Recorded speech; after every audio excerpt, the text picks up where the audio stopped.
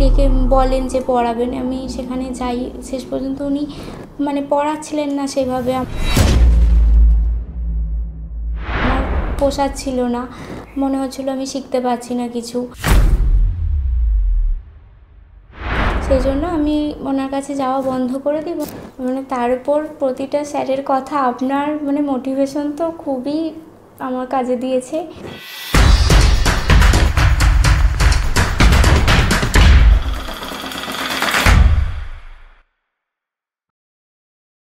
মাত্র 2 মাসে net set পাওয়া অসম্ভব এটাই মনে হয়, কিন্তু সেই অসম্ভবকে সম্ভব করে দেখিয়েছে বিএসএসসিআই ছাত্রী Jayashree. Jayashree NTA NET December 2024-এ নেট পাশ করেছে।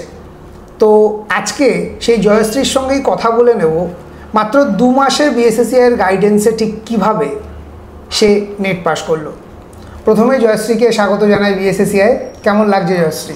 খুবই ভালো লাগছে, মানে আমি তো ভাবতেই পারিনি এইভাবে আমি 2 মাসে পেয়ে যাব, মানে খুবই খুশি আমি।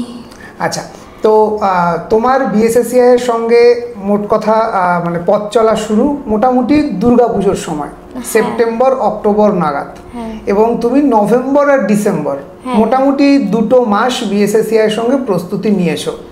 তো এই 2 মাসে তোমার নেট সেট হয়েছে। তো সবাই যেখানে বলে যে 2 মাসে নেট সেট পাওয়া অসম্ভব ব্যাপার, তো সত্যি কি 2 মাসেই নেট সেটটা হলো? তোমার কি অভিমত? সত্যি বলতে আমি 2023-এ এমএ পাস করার পর পড়তে শুরু করি, কিন্তু আলটিমেটলি আমার কিছুই পড়া হয়নি। আমি ওই একটা বই কিনে এনেছিলাম, সেই বই দেখে খালি কোয়েশ্চেন পড়েছি, ঘটে কিছুই ঢোকেনি। তারপরে আমি এখানে ভর্তি হওয়ার পর ভিডিও লাইব্রেরিতে গিয়ে সমস্ত ভিডিও শুনেছি যতটা পেরেছি, ওই ভিডিও শুনেছি আর স্টাডি মেটেরিয়াল শুধু পড়ে গেছি। তাতেই যে এরকম ফল পাবো আমি তো ভাবিনি। বেশ, মানে আশাতীত রেজাল্ট তুমি পেয়েছো, তাই তো? আচ্ছা, যখন রেজাল্টটা দেখলে তখন তোমার অনুভূতিটা ঠিক কেমন ছিল? খুবই খুশি, আমি তো চিৎকার করছিলাম বাড়িতে, আমি বুঝতেই পারছিলাম না যে এরকম সত্যিই পাবো। এতটা মানে নেটটা যে পেয়ে যাব সেটা আমি আশা করিনি। 2023-এ তোমার এমএ পাস করা ক্যালকাটা ইউনিভার্সিটি থেকে, তারপর নেট দেওয়ার কথা ভাবা এবং পথ চলা শুরু করা। তো সেখানে দাঁড়িয়ে 2024-এর শেষ, মানে প্রায় 1 বছর সময় লেগে গেল বিএসএসসিআইয়ের কাছে আসতে। তো বিএসএসসিআই 1 বছর কেন সময় লাগলো? মানে তুমি যখন প্রথম থেকেই ঠিক করে নিয়েছিলে, তো কেন 1 বছর সময় লেগে গেল বিএসএসসিআইয়ের হাত ধরতে? জয়শ্রী, আমি পাস করার পর ভাবছিলাম যে কোথায় ভর্তি হব, তো তখন একজন ম্যাডামের সাথে পরিচয় হয়, উনি বলেন যে উনি পড়াবেন। তো সেখানে যাই, আমি তো এত বুঝতাম না, জানতাম না এত কিছু কি আছে সিলেবাস। উনি সেই মতো ডেকে বলেন যে পড়াবেন, আমি সেখানে যাই। শেষ পর্যন্ত উনি মানে পড়াচ্ছিলেন না সেভাবে, আমার পোষাচ্ছিল না, মনে হচ্ছিলো আমি শিখতে পারছি না কিছু। সেই জন্য আমি ওনার কাছে যাওয়া বন্ধ করে দিই, এবং তারপরে আবার আপনাদের ভিডিও লাইভ ক্লাস, তারপরে সমস্ত ফ্রি ক্লাস দেখে আমি সিদ্ধান্ত নিয়েই নিই যে আমি ভর্তি হয়েই যাব। অনেক ভেবেচিন্তে আমি আবার ভর্তি হয়েই গেছি।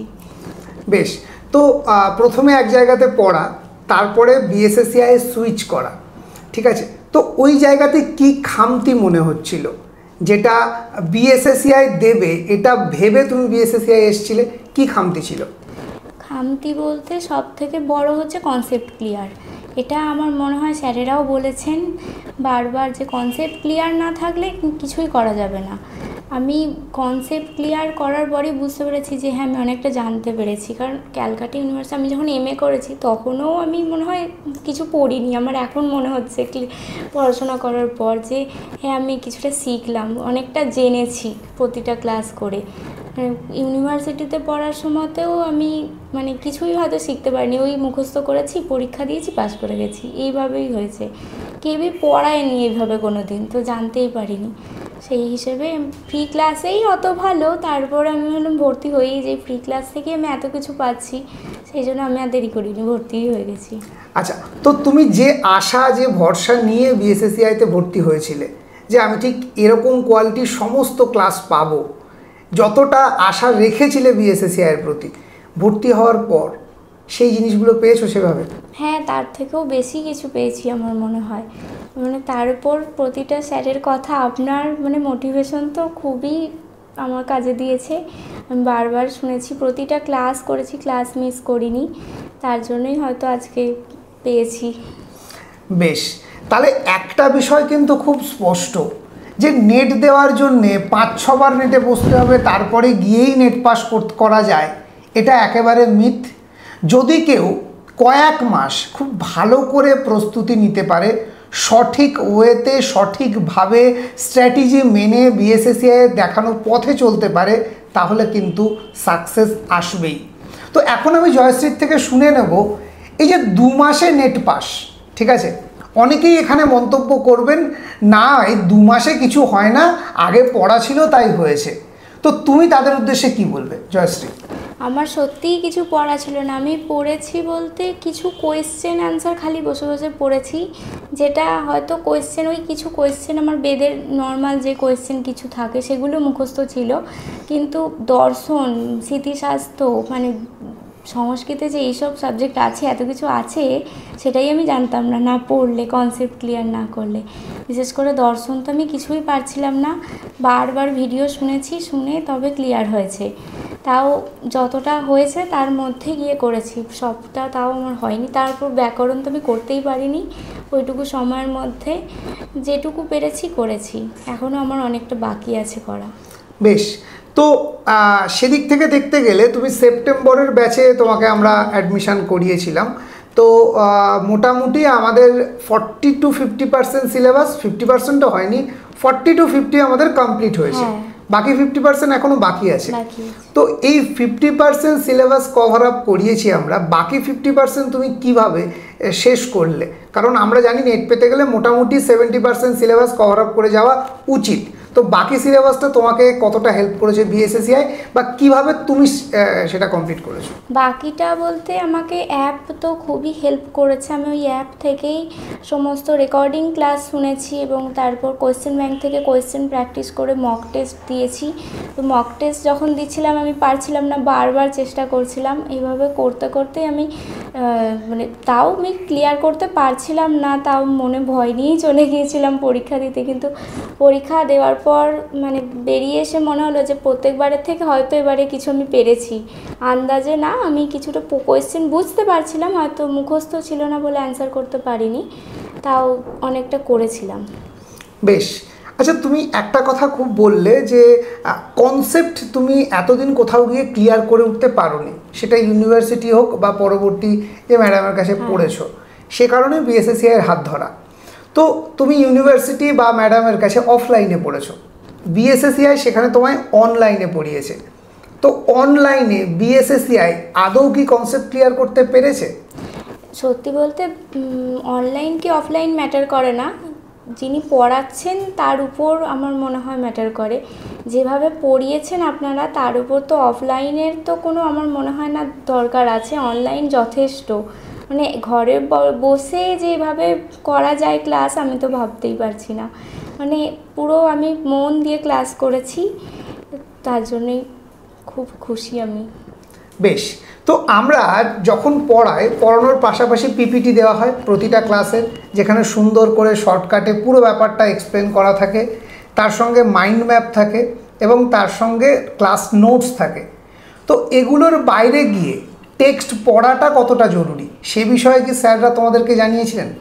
হ্যাঁ, জানিয়েছেন। টেক্সটটা আমার মনে হয় পড়া দরকার কিছুটা, এটা আমরা শর্টকাটে জেনে নিচ্ছি, তারপরে আরও ডিটেলসে কিছু কোয়েশ্চেন আসছে, সেইগুলোর জন্য আমার মনে হয় টেক্সটটা নিজের জানার জন্য টেক্সটটা পড়াটা দরকার। তো টেক্সটের কনসেপ্ট কতটা খুঁটিয়ে তোমাকে জানিয়েছে বিএসএসসিআই? অনেকটাই জানিয়ে দিয়েছেন, প্রায় বেশিরভাগটাই কমপ্লিট, এবার বাকিটাও তো আমাদের পড়তে হবে নিজে থেকে। একেবারে। আচ্ছা জয়শ্রী, বিএসএসসিআইয়ের অ্যাপটার কথা তুমি বারবার বলছো, এই অ্যাপটা তোমার প্রস্তুতিকে কতটা সহজ করেছে, কিভাবে সহজ করে তুলেছে? অ্যাপ প্রতিটা লাইভ ক্লাস তো আমরা অ্যাপ থেকেই পাই, তার উপর আমরা যে ক্লাসটা মিস করে গেলাম সেখান থেকে রেকর্ডিং শুনে নিলাম এবং বুঝতে না পারলে সেটা আমি বারবার শুনেছি। তার উপর কোয়েশ্চেন প্র্যাকটিস করেছি। কোয়েশ্চেন প্র্যাকটিস করাটা মেন, আমি ক্লাস করার পর স্টাডি মেটেরিয়ালটা পড়ে তারপর কোয়েশ্চেন প্র্যাকটিস করেছি বারবার করে। আপনারা ঠিক যেভাবে যেভাবে বলেছিলেন আমি ঠিক সেভাবেই চলেছি। বেশ, তাহলে বিএসএসসিআই এর দেখানো পথে বিএসএসসিআই যেভাবে বলে সেভাবে যদি চলা যায় কতদিনে নেট পাওয়া যায়? খুব তাড়াতাড়ি পাওয়া যায়। একদম, জয়শ্রী তো 2 মাসে পেয়েছে, এবার তোমাদের পালা। তোমরাও যদি মনে করো বিএসএসসিআই এর হাত ধরে খুব তাড়াতাড়ি নিজের স্বপ্নটা কিন্তু তুমিও পূরণ করতে পারো। আচ্ছা জয়শ্রী, দেখো একটা কথা আমি সবসময় মানি যে শুধু কোচিং সেন্টার কাউকে পাশ করিয়ে দিতে পারে না, নিজেকে পড়তেই হবে। তো তোমার সেলফ স্টাডি বা সারাদিনের তোমার পড়াশোনার রুটিনটা কেমন ছিল যদি একটু বলো। আমি সকালে পড়েছি 2-3 ঘন্টা। আমি খুব বেশি মানে অত ব্রিলিয়েন্ট স্টুডেন্ট আমি না যে সবসময় পড়বো। আমার পড়তে সবসময় ওরকম পড়তে আমি পারি না, তবে যেটুকু পড়েছি আমি মন দিয়ে পড়েছি। সকালে 2 ঘন্টা 3 ঘন্টা মতো পড়েছি, আবার সন্ধ্যেবেলা ওই 6টা থেকে 10টা পর্যন্ত পড়েছি। তো তার মধ্যেই ক্লাসও করেছি, স্টাডি মেটেরিয়াল পড়েছি, কোয়েশ্চেন প্র্যাকটিস করেছি। বেশ, আমার যতদূর মনে পড়ছে তুমি আমাদের প্রিন্টেড যে স্টাডি ম্যাটেরিয়াল বই সেগুলো বিএসএসসিআই থেকে কালেক্ট করেছিলে, তো সেই বইগুলো তোমার প্রস্তুতিতে কতটা সাহায্য করেছে? আমি তো সেই বই পড়েই গিয়েছিলাম পরীক্ষা দিতে, কোনো টেক্সট বই পড়িনি। আমার কাছে নেইও টেক্সট বই, কারণ টেক্সট বই পড়ে আমি কিছু বুঝতেই পারবো না। আমি শুধুমাত্র স্টাডি ম্যাটেরিয়াল পড়েছি আর ক্লাসগুলো কানে শুনেছি, শুনতে শুনতে চলে গেছি। আমি যেদিন পরীক্ষা দিতে গেছি সেদিনও একটা ক্লাস আমি শুনতে শুনতে গেছি। আমি তাও ব্যাকরণটা কমপ্লিট করতে পারিনি, মানে করিনি ব্যাকরণ বলতে গেলে। আমার ব্যাকরণ দেখেই ভয় করছিল, পারবো না। তাহলে আজকের ডেটে কি মনে হয়েছে 2023-এ প্রথমেই বিএসএসসিআই এর হাত ধরলে কি আরো তাড়াতাড়ি নেটটা আসতো? হ্যাঁ, আমার মনে হয় আরও আগে হয়ে যেত, হয়তো এতদিনে জিআরএফটাও হয়ে যেত। যাক, হবে, চিন্তার কোনো কারণ নেই। দেরিতে হলেও বিএসএসসিআই এসছো, আশা করছি জুনে তুমি জিআরএফ নিয়েই এখানে বসবে, আমার সাথে বসে আবারও ইন্টারভিউ দেবে। আচ্ছা, এবার আসি পেপার 2 এর বাইরে গিয়ে পেপার 1। একটা সংস্কৃতের ছাত্রছাত্রী বা আর্টস ব্যাকগ্রাউন্ডের ছাত্রছাত্রীদের কাছে পেপার 1টা খুব কঠিন একটা ভয়ের একটা বিষয়। এই জায়গাটা কিভাবে তুমি সহজ করে তুললে, বিশেষ করে ম্যাথ ডিআই এর পোর্শনটা? ম্যাথে আমার খুব একটা ভয় নেই, আমার ইংলিশটা একটু ভয় করে। ম্যাথ আমি করেছি, ম্যাথে আমি খুব একটা ভয় পাই না। ম্যাথ করেছি আর কম্প্রিহেনশন ছিল সেটাই করেছি। বাকি আমি রিসার্চের কিছু ক্লাস নেহা ম্যাম নিয়েছিলেন, সেটা করে 2টো কমন পেয়েছিলাম। মানে আমি ভাবতেই পারিনি যে ওখান থেকে কমন আসবে। তো বাকি তো আর কিছু পড়ে যায়নি। আর কারেন্ট অ্যাফেয়ার্স দেখেছিলাম, কিন্তু ওসব তো মনে নেই আমার। একদিন শুনেছি, বাট ওগুলো থেকে করতে পারিনি। মানে রিসার্চ যেখানে সবাই ভয় পায় সেখানে নেহা ম্যাডামের 2টো ক্লাস করে 2টো কমন। হ্যাঁ, 2টো কমন, মানে এতটাই এফেক্টিভ বিএসএসসিআই এর ক্লাস। বেশ বেশ, তো খুব ভালো। এখনও তোমার কোর্স চলছে, ঠিক আছে, তো এখনও অনেকটা পথ চলা বাকি। তবে চিন্তা নেই, যেভাবে এগোচ্ছ আমাদের দেখানো পথে যদি সঠিকভাবে এগোতে পারো, আমি এটুকু অ্যাসুরেন্স দিতে পারি আগামী জুনে বিএসএসসিআই তোমাকে জিআরএফ উপহার দেবে। এবং সেই শুভকামনায় তোমার জন্য রইল। খুব ভালো থেকো এবং আগামীর পথে এগিয়ে চলো। ধন্যবাদ। যারা এই মুহূর্তে দাঁড়িয়ে, একদম শেষ প্রশ্ন তোমার কাছে, ঠিক আছে, যে আমার দ্বারা নেট হবে না, আমি তো কিছু জানি না, আমি কি করব, তাদের উদ্দেশ্যে তোমার বার্তা কী হবে? তাদের উদ্দেশ্যে আমার একটাই কথা, যে আগে কনসেপ্ট ক্লিয়ার করো। আর ওরকম তো ভেবে লাভ নেই যে আমি কিছু পারবো না। এসেছি যখন, আমি পড়বোই, আমাকে পড়তে হবে। শুধুমাত্র স্যারেরা পড়িয়ে দেবেন তারপর আমি পড়বো না, তাহলে তো এইভাবে হয় না। নিজেকেও পড়তে হবে, তবেই গিয়ে পাস করা যাবে, না হলে হয় না। বেশ, থ্যাংক ইউ তোমাকে।